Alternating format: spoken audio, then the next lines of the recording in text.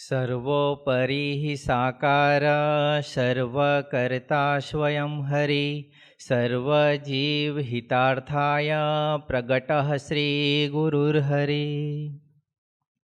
હરિકૃષ્ણં ગુણાતીतं શાસ્ત્રીણં યોગિनं તથા હરિં પ્રેમ સ્વરૂપં ચ વંદે ગુરુ પરંપરામ. શ્રી સ્વામિનારાયણ ભગવાનની જય, અક્ષર પુરુષોત્તમ મહારાજની જય, ગુણાતીતાનંદ સ્વામી મહારાજની જય, શાસ્ત્રીજી મહારાજની જય, યોગીજી મહારાજની જય, હરિપ્રસાદ સ્વામી મહારાજની જય, પ્રેમ સ્વરૂપ સ્વામી મહારાજની જય. કરતા હરતા શબ્દ માત્ર ચાર અક્ષરનો છે. બોલતા પણ ખૂબ સહેલો લાગે, પણ પોતાના જીવન સાથે જ્યારે સુસંગત કરવાનો થાય ત્યારે આપણું જીવનનું આખું જાણે ઓછું પડતું હોય એવું લાગે. પણ આવા ગુણાતીત સ્વરૂપો તરફ નજર હોય, એમના જીવનને આપણે જો નિહાળતા હોઈએ, એમના જીવનને આપણા જીવન સાથે સુસંગત કરવા પ્રયત્ન કરીએ તો એમની કૃપાથી આપણા જીવનમાં કરતા હરતાના જે સ્વામીજી ચાર ગુણો જે કહે છે, સ્વામીજી પહેલા જ દિવસે જે ગોષ્ઠી કરી એમાં સ્વામીજી અદ્ભુત વાત કરી. અને એમાં સ્વામી એવું કહ્યું કે ભગવાન સ્વામિનારાયણે માનવ જાત ઉપર અનંત કરુણા કરી, અનંત કૃપા કરી અને બોલ્યા શ્રી હરિનું દોડપદ આપણને આપ્યું. ને એમાં પણ એવું કહ્યું કે સૌનો પ્રેરક હું ભગવાન. સ્વામીજી એવું કહ્યું કે જો આટલી જ વસ્તુ આપણે માનીએ તો આપણી 80% સાધના પૂરી થઈ જાય. ભગવાનને કરતા હરતા માનતા જઈએ તેમ તેમ આપણા જીવનમાં સ્થિરતા પ્રગટતી જાય અને સ્થિત પ્રજ્ઞતા આવી જાય, એવું સ્વામીજીએ આપણને પહેલા દિવસના પ્રવચનમાં કહ્યું. પણ કરતા હરતા શબ્દ, જેમ એક વાક્ય છે કે મારી પાસે બધા જ પ્રશ્નોનું સમાધાન છે. મારી પાસે બધા જ પ્રશ્નોનું સમાધાન છે, પણ પ્રશ્ન બીજાના હોવા જોઈએ. જ્યારે બીજાને કરતા હરતા સમજાવવું હોય, જ્યારે બીજાના પ્રશ્નોનું સમાધાન કરવું હોય, ત્યારે આપણે ખૂબ સારી રીતે એને સમજાવી શકીએ છીએ કે કરતા હરતા ભગવાન છે, ભગવાનનું ભજન કરીએ, ભગવાન જ સૌના પ્રેરક છે. પણ આપણને આપણા જીવનમાં કોઈ પ્રસંગ બને ત્યારે આપણે એ વસ્તુ માની શકતા નથી.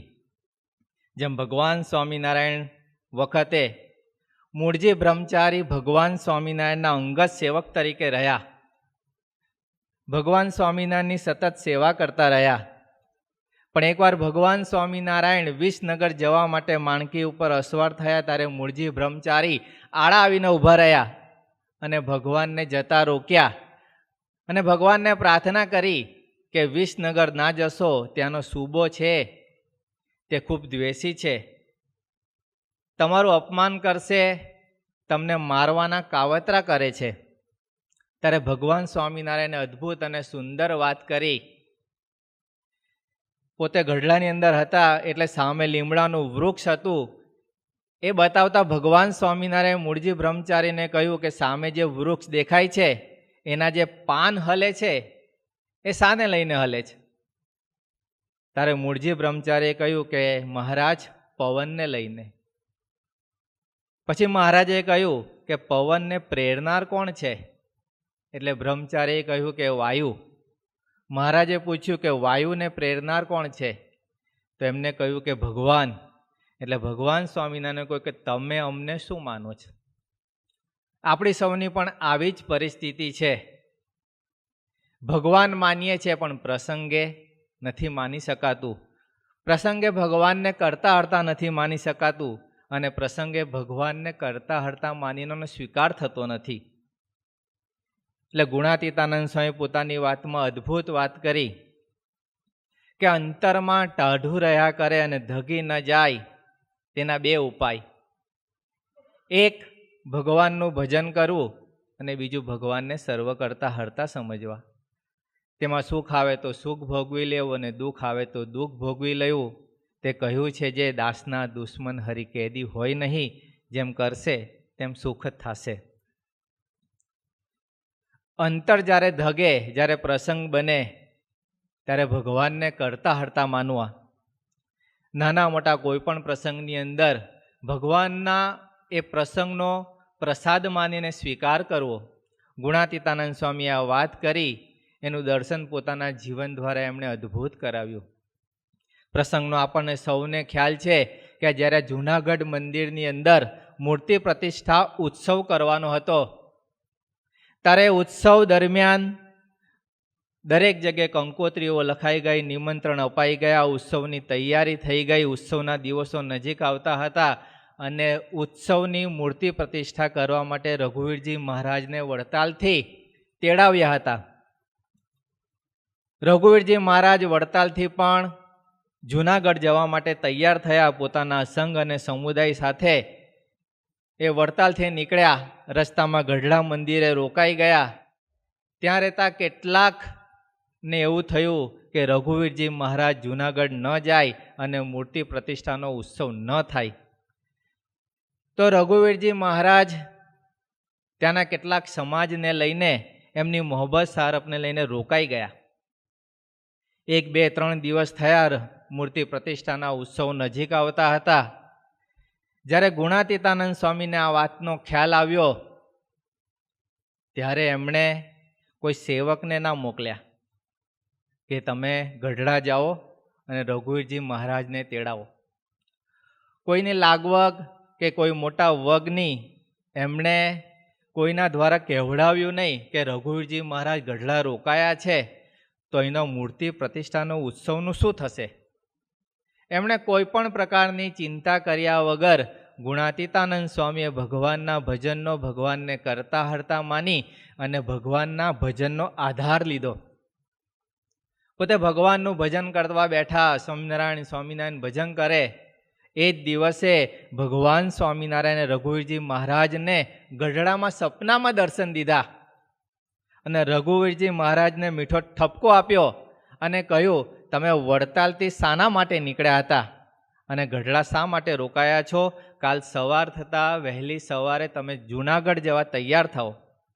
ભગવાન સ્વામિનારાયણે સપનામાં દર્શન આપ્યા એટલે રઘુવીરજી મહારાજ વહેલી સવારે કોઈ પણ પ્રકારની મોહબ્બત સારપ રાખ્યા વિના પોતાના સંઘ અને સમુદાય શિષ્યો સાથે જૂનાગઢ જવા તૈયાર થયા. જૂનાગઢની અંદર અદ્ભુત તૈયારીઓ થતી હતી. મૂર્તિ પ્રતિષ્ઠાનો ઉત્સવ પણ ખૂબ જ ભવ્ય અને દિવ્ય રીતે ઉજવાઈ ગયો. મહોત્સવ પૂરો થયો, પણ જૂનાગઢની ત્યાં તે સમયે પાણીની ખૂબ જ અગવડ, પાણી કૂવેથી ભરીને લાવવું પડે એવી પરિસ્થિતિ, અને આચાર્ય મહારાજની સાથે આખો સંઘ હતો. એમના માટે પાણીની વ્યવસ્થા કરવી પડે, એમની મર્યાદાનું ઉલ્લંઘન પણ ન થાય અને એમને બધી જ પ્રકારની પાણીની વ્યવસ્થા થાય, એમની થાય ને એમના સંઘની પણ થાય, એવું ગુણાતીતાનંદ સ્વામી અને સેવકોએ ગોઠવ્યું. પણ જ્યારે રઘુવીરજી મહારાજ અને પોતાનો જે સંઘ આખો રોકાઈ ગયો, તે સમયે પણ ગુણાતીતાનંદ સ્વામીએ કોઈ પણ પ્રકારની ફરિયાદ કે રઘુવીરજી મહારાજને કોઈ દ્વારા કહેવડાવ્યું નહીં કે અહીં પાણીની અગવડ છે, અહીં પાણીની કોઈ વ્યવસ્થા થઈ શકે એમ નથી, અહીંનો મૂર્તિ પ્રતિષ્ઠા ઉત્સવ પૂરો થયો તો હવે આપ વડતાલ પધારો, એવું ના કહ્યું. પણ એમણે ભગવાનનું ભજન કર્યું, ભગવાનને કરતા હરતા માન્યા, ભગવાનનો આધાર લીધો ને ભગવાનનું ભજન કર્યું. એ જ દિવસે ફરી રાત્રે ભગવાન સ્વામિનારાયણે રઘુવીરજી મહારાજને દર્શન દીધા અને કહ્યું કે તમે જૂનાગઢ મંદિરે શાના માટે આવ્યા હતા? પછી કહ્યું કે અહીંનો મૂર્તિ પ્રતિષ્ઠા ઉત્સવ પૂરો થયો, હવે આપ વડતાલ પાછા પધારો. રઘુવીરજી મહારાજ સવાર થતાં પોતાના સંઘ સાથે વડતાલ જવા તૈયાર થયા. વિદાયની વેળાએ તેમણે ગુણાતીતાનંદ સ્વામી પાસે પોતાના સંઘ સાથે ગયા અને 2 હાથ જોડી ગુણાતીતાનંદ સ્વામીને પ્રાર્થના કરી કે હે સ્વામી, આપે પ્રસંગમાં જે ભગવાનનું બળ લીધું, ભગવાનને કરતા હરતા માન્યા, ભજનનો આધાર લીધો, એવી જ રીતે અમે બધા આખો સત્સંગ સમાજ કેવળ ભગવાનને પ્રસંગે કરતા હરતા માની ભગવાનનું ભજન અને તેમનું બળ લઈ શકીએ એવા આશીર્વાદ આપો, એવી દ્રષ્ટિ કરો. તો આપણે વિચાર કરીએ કે ગુણાતીતાનંદ સ્વામીએ કોઈ પણ પ્રકારના આયોજન વિના કે કોઈ પણ પ્રકારનું રઘુવીરજી મહારાજને કેણ મોકલ્યા વિના કેવળ ભગવાનનો આધાર લીધો. તો એવા ગુણાતીતાનંદ સ્વામીને એવા દરેક ગુણાતીત સ્વરૂપો પોતાના જીવન દ્વારા આપણને દર્શન કરાવે છે કે આપણે ભગવાનને પ્રસંગે કરતા હરતા માનીએ. આ પહેલા દિવસે જે ગોષ્ઠી મૂકી હતી એમાં સ્વામીજીએ કેટલી અદ્ભુત વાત કરી કે પ્રસંગ બંધને તમે નાપાસ ના થાઓ અને પાછા વળો તો તમે 60% પાસ. આમાં જ આપણને એવું લાગે કે પ્રસંગ બનીએ અને પ્રસંગે આપણે નાપાસ ના થઈએ એ આપણા માટે કેટલી મોટી ઘટના લાગે, અને પાછા વળીએ ત્યાં તો આપણને માત્ર સ્વામીજી 60% માર્ક્સ આપે છે. પછી સ્વામીજી એવું કહ્યું કે તમે પ્રસંગમાં આત્મીય થઈ તમે પ્રસંગનો સ્વીકાર કરો તો તમે 70% પાસ. એ પ્રસંગ તમને મીઠો લાગે, એ તમને મીઠાશ આવે પ્રસંગમાં તો તમે 80% પાસ. એ પ્રસંગમાં તમને દિવ્ય ભાવ રહે, નિર્દોષ બુદ્ધિ રહે તો તમે 90% પાસ. અને પ્રસંગમાં ભગવાન જ ખેલી રહ્યા છે, ભગવાન જ લટકું કરી રહ્યા છે, ભગવાને જ આ પ્રસંગ ઊભો કર્યો છે, એવા ભાવથી સહજ એ પ્રસંગનો સ્વીકાર થાય ત્યારે 100% પાસ. તો સ્વામીજી આપણને આવા ગુણાતીત સ્વરૂપો આપણને 100% સુધી લઈ જવા માંગે છે. એમણે આપણને આખા સ્ટેજ ગણાવ્યા કે 60થી 100% સુધી કેવી રીતે પહોંચાય, પણ આવા સ્વરૂપો તરફ આપણી નિરંતર નજર રહે તો આપણી આ સાધના પણ સહેલી બને. સ્વામીજીના જીવન તરફ આપણે જોઈએ તો જ્યારથી યોગીજી મહારાજના યોગમાં નહોતા આવ્યા, બાળપણથી લઈને પછી બાપાના યોગમાં આવ્યા, ત્યારથી હરેક પળે એમને કેવળ ભગવાન સ્વામિનારાયણ અને યોગીજી મહારાજને જ કરતા હરતા માન્યા. એ નાનામાં નાનો કોઈ પ્રસંગ હોય કે દૂધપાકના બદલે સ્વામીજીને કઢી પીરસી હોય છતાં પણ કરતા હરતા ભગવાનને માન્યા. એ હરિયાગ યજ્ઞનો કોઈ પ્રસંગ હોય કે 3 દિવસ સુધી સતત ઉપવાસ થયા હોય, તપશ્ચર્યા કરી હોય, ગાડીમાં બેસી ગયા હોય ને સંત સ્વામીજી માટે સેવામાં જનાર યુવકો માટે મોહનથાળ અને ગાંઠિયા લેવા ગયા હોય અને ગાડી ઉપડી જાય છતાં પણ સ્વામીજી એવો વિચારે કે આજે યોગીજી મહારાજે ઉપવાસ કરાવવો હશે, આજે નાસ્તો કરવાની એમની ઈચ્છા ન હોય, આવા પ્રસંગે પણ એમને કરતા હરતા માન્યા. સેવામાંથી આવે અને મોડું થયું હોય ને રસોડા જમવા પધારે, કોઈ સંત આવીને ખખડાવે કે અત્યારે રસોડું બંધ થયું છે તો આ સમય જમવાનો નથી, તો સ્વામીજી તરત ઊભા થઈ અને બોલનારે સંત કે સાધક માટે પણ એવું માને કે એમાં યોગીજી મહારાજ બોલી રહ્યા છે અને યોગીજી મહારાજની ઈચ્છા હશે કે આજે આપણે ઉપવાસ કરીએ. તો આવા પ્રત્યેક પ્રસંગની અંદર પછી એ ગોંડલી ઘાટ ઉપર અસહ્ય મહાર પડ્યો હોય છતાં પણ એ પ્રસંગની અંદર એટલું જ માન્યું છે કે કરતા હરતા યોગીજી મહારાજ છે, ભગવાન સ્વામિનારાયણ છે. એ મેળાવની ધરતી ઉપર બહાર રોડ ઉપર રહીને દંડવત કરવાના થયા એવા પ્રસંગે પણ એમને એવું માન્યું કે આપણી ભક્તિની કચાશ છે, આપણામાં કોઈ ભક્તિ નથી જેના ફળ સ્વરૂપે આ દ્વાર ખુલ્યા નહીં, કરતા હરતા તો ભગવાન સ્વામિનારાયણ અને યોગીજી મહારાજ છે, જો એમની ઈચ્છા હોય તો આ દ્વાર ખુલી જાય. આવા અનેક પ્રસંગોની અંદર સ્વામીજીએ કેવળ ભગવાન સ્વામિનારાયણ અને યોગીજી મહારાજને જ કરતા હરતા માની આપણને એક અદ્ભુત દર્શન કરાવ્યું. ગુરુ હરિપ્રેમ સ્વામીજીના જીવનમાં પણ આપણે દર્શન કરીએ, અનેક પ્રસંગોનું દર્શન અત્યારે આપણને થાય છે, પણ જ્યારથી એ સ્વામીજી સાથે છે, જ્યારથી બાપાના યોગમાં આવ્યા છે એ તો અનાદિના છે. સ્વામીજી એવું કહે છે કે આપણા માટે ભગવાને એમને ધરતી પર લાવ્યા છે, તો એ તો અનાદિના છે, પણ એમના જીવન તરફ જો આપણી નજર હોય તો આપણે પ્રત્યેક પળે ક્યાં ભગવાનને કરતા હરતા માનવાના, ક્યાં આપણે સ્વામીજીને કરતા હરતા માનવાનું, એનું નિરંતર દર્શન એમના જીવન દ્વારા પણ આપણને થાય. એકની એક ઓફિસ કેટલી વાર બદલાવી એ પ્રસંગ આપણને ખ્યાલ છે. એવા પ્રસંગે પણ એમને ભગવાનને કરતા હરતા માન્યા. યુએસની ધરતી ઉપર એક સાધક એમને ખખડાવે છે અને એ સાધકની અંદર પણ શ્રી પ્રેમ સ્વામીજી ભગવાનને કરતા હરતા માને છે અને એ સાધક માટે ગરમ નાસ્તો કરીને એમને માટે લઈ જાય છે.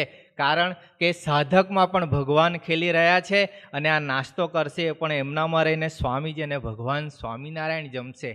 એવો અખંડ એમને ભાવ છે અને એવી રીતે કરતા હરતા માનીને જીવે છે. યુએસની ધરતી ઉપર પારસીપની પર જ્યારે એમને દર્શન કરવાના થયા તો મંદિરના દ્વાર ના ખોલ્યા તો એમણે બહારથી જ પંચાંગે દંડવત કર્યા, પણ કોઈ પણ પ્રકારનો કેસ ન થાય કે વાતાવરણ ન બગડે તેના માટે પ્રેમ સ્વામીજીએ બસ કેવળ ભગવાનને અને સ્વામીજીને જ કરતા હરતા માનીને જીવ્યા. તો સ્વામીજી આપણને કહે છે કે આપણા જીવનની અંદર જો ભગવાનને આપણે કરતા હરતા માનીશું, સ્વામીજી આપણને 4 ગુણો આપણને સમજાવતા હતા કે સદા દિવ્ય સાકાર, તું સર્વોપરી, તું કરતા હરતા, તું હિતકારી, તું મંગલકારી. તો સ્વામીજી આપણને કહે છે કે જેમ જેમ આપણે ભગવાનને સદા દિવ્ય સાકાર માનતા જઈશું તેમ તેમ આપણામાં રહેલા જે પંચ વિષય છે તે ઓછા થતા જશે. જેમ જેમ આપણે ભગવાનને હિતકારી અને મંગલકારી માનતા જઈશું તેમ તેમ આપણી ભગવાન અને સત્પુરુષ સાથેની પ્રીતિ વધતી જશે. જેમ જેમ આપણે ભગવાનને સર્વોપરી અને સદા પ્રગટ છે એવો માનતા જઈશું તેમ તેમ આપણામાં નિશ્ચિંતા અને નિર્ભયતા પ્રગટ થતા જશે. અને જેમ જેમ ભગવાનને આપણે કરતા હરતા માનતા જઈશું તેમ તેમ આપણી દાસત્વની યાત્રા પૂરી થતી જશે. આ રીતે સ્વામીજીએ આપણને વારંવાર કરતા હરતાપણાનું દરેક ગુણાતીત સ્વરૂપે પોતાના જીવનમાં દર્શન કરાવ્યું છે. સ્વામીજી ખાલી પોતાના જીવન દ્વારા સમજાયું નથી ને દર્શન કરાવ્યું નથી, પણ એવા સમાજને પણ સ્વામીજી વારંવાર, સ્વામીજી આ જ હોલમાં કેટલી બધી વાર આપણને પ્રથમ 27ની એ પહેલી લીટી બોલીને સ્વામીજી અટકી જતા કે જેની આવી સમજણ હોય તેના હૃદય આકાશને વિશે ભગવાન સર્વ પ્રકારે નિવાસ કરીને રહે. પછી સ્વામીજી કહેતા કે આપણે ખાલી સમજણ જ દ્રઢ કરવાની છે ને.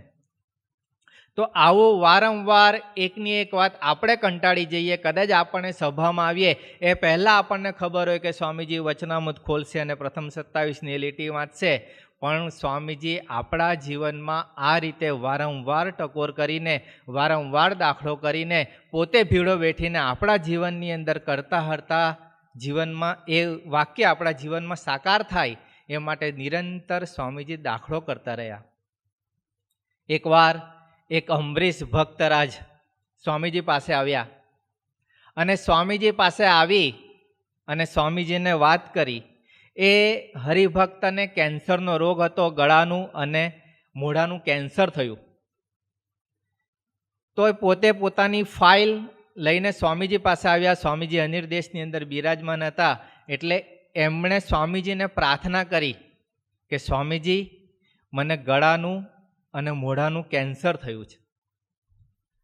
સ્વામીજીએ જાણે એની વાત ઉપર ધ્યાન ન આપ્યું હોય એમ સ્વામીજીએ એવું કહ્યું કે પ્રથમ 27ની અંદર ભગવાન સ્વામિનારાયણે કેટલી બધી અદ્ભુત વાત કરી કે જેની આવી સમજણ હોય તેના હૃદય આકાશને વિશે ભગવાન સર્વ પ્રકારે નિવાસ કરીને રહે. એટલે જે અંબરીશ ભક્તરાજ હતા એને એમ થયું કે સ્વામીજીને મેં વાત કરી મારા કેન્સરની, એ સ્વામીજી કદાચ સમજ્યા નથી. એટલે એણે ફરી કીધું કે સ્વામીજી મને કેન્સર થયું છે, એનો રિપોર્ટ લઈને આવ્યો છું અને ડૉક્ટરે એવું કહ્યું છે કે તમને કેન્સર છે. ત્યારે સ્વામીજી એવું કહે છે કે ભગવાન સ્વામિનારાયણે પ્રથમ 37માં કેટલી અદ્ભુત વાત કરી. જો એ પ્રમાણે વર્તીએ તો ભગવાને એવું કહ્યું કે 11 ઇલકાબ આપણને પ્રાપ્ત થાય. એટલે અંબરીશ ભક્ત થોડા ગૂંચવાયા કે સ્વામીજીને હું મારી વાત કરું છું, મને કેન્સર છે, અને સ્વામીજી આ વાત કરે છે, સ્વામીજી વાત સમજે છે કે નથી સમજતા. એટલે પોતાની કોથળીમાં જે ફાઇલ હતી એને ફાઇલ બહાર કાઢી અને સ્વામીજીને ટેબલ પર મૂકતા ફરી એમણે કહ્યું કે સ્વામીજી મને ગળાનું અને મોઢાનું કેન્સર આવ્યું છે. એટલે સ્વામીજીએ વાત કરી કે ભગવાન સ્વામિનારાયણે પ્રથમના 62ની અંદર વાત કરી કે જો ભગવાનને આપણે કરતા હરતા માનીએ તો 39 કલ્યાણકારી ગુણો આપણને પ્રાપ્ત થાય. સાધક વધારે મૂંઝવાયા, સ્વામીજીને પાસે ઘૂંટણીએ બેસી ગયા, 2 હાથ જોડ્યા. પછી સ્વામીજી હજુ આગળ વાત કરે છે કે જેતલપુર 4ની અંદર ભગવાન સ્વામિનારાયણે એવું કહ્યું કે જો આપણને નિષ્ઠા આપણા જીવનમાં દ્રઢ થાય તો સડ ઉર્મીએ રહિત કરતા, માય ગુણથી રહિત કરતા અમને કાંઈ વાર નથી. પછી સ્વામીજી હજુ આગળ એવું કહે છે કે ભગવાન સ્વામિનારાયણ જેતલપુર 5માં કહ્યું કે ભગવાન ભજવા એથી બીજી કોઈ મોટી વાત નથી, કાં જે ભગવાનનું કર્યું સર્વે થાય છે. ત્યારે અમરીશ ભક્ત રાતે 2 હાથ જોડીને પ્રાર્થના કરી કે સ્વામીજી આપ શું કહેવા માંગો છો મને ખબર નથી પડતી. ત્યારે સ્વામીજીએ એવું કહ્યું કે આપણે નિષ્ઠા પાકી કરવી છે. પછી સ્વામીજી એવું બોલ્યા કે આપણે નિષ્ઠા પાકી કરી અને પછી ધામમાં જવું છે. ત્યાં સુધી આપણે ધામમાં નથી જવું, આપણે નિષ્ઠા પાકી કરવી છે. આ 5 વચનામૃતમાં ડૂબેલા રહેવું છે, 3 ગ્રંથોમાં ડૂબેલા રહેવું છે. ભજન અને સ્વાધ્યાય કરી આપણે નિષ્ઠા પાકી કરી અને પછી આપણે ધામમાં જવું છે. તો સ્વામીજી આપણને આવા અનેક પ્રસંગો દ્વારા, પોતાના જીવન દ્વારા, આવા હરિભક્તોના પ્રસંગ દ્વારા આપણને સદાય નિર્દેશ કરે છે કે આપણા જીવનની અંદર આપણે કરતા હરતાપણાની સમજણ દ્રઢ કરીએ. એક યુવકે સ્વામીજીને પ્રાર્થના કરી કે સ્વામીજી હું પૂજા કરું છું, સભા ભરું છું, નિયમિત શિબિરમાં જાઉં છું, 30 મિનિટ ભજન પણ કરું છું, પણ મારા દેશકાળ દૂર થતા નથી. ત્યારે સ્વામીજી એને એક જ લીટીમાં જવાબ આપ્યો કે પ્રસંગે તું ભગવાનને કરતા હરતા માની ભજન કરતો નથી. આ પ્રસંગનો વિચાર કરીએ તો આપણને ખ્યાલ આવે કે આટલું બધું કર્યા પછી પણ સ્વામીજી આપણને એવું કહેવા માંગે છે કે હરેક પ્રસંગે સૌનો પ્રેરક હું ભગવાન. એ સમજણ આપણા જીવનમાં દ્રઢ થાય તે માટે શ્રી ઠાકોરજી, ગુણાતીત સ્વરૂપો ગુરુહરિ સ્વામીજી અને પ્રેમ સ્વામીજી આમ સૌ ઉપર એવી કૃપા કરો કે શિક્ષાપત્રી દ્વિશતાબ્દી મહોત્સવ ખૂબ નજીક આવી રહ્યો છે. તો દરેક પ્રસંગે, દરેક સેકન્ડે ધીમે ધીમે અમારા જીવનમાં કરતા હરતાપણાની સમજણ દ્રઢ થાય અને અમારા જીવનમાં દાસત્વની યાત્રા અમે પૂર્ણ કરી શકીએ તે માટે અમ સૌને આશીર્વાદ આપો. એ જ અંતરની પ્રાર્થના સાથે જય સ્વામિનારાયણ.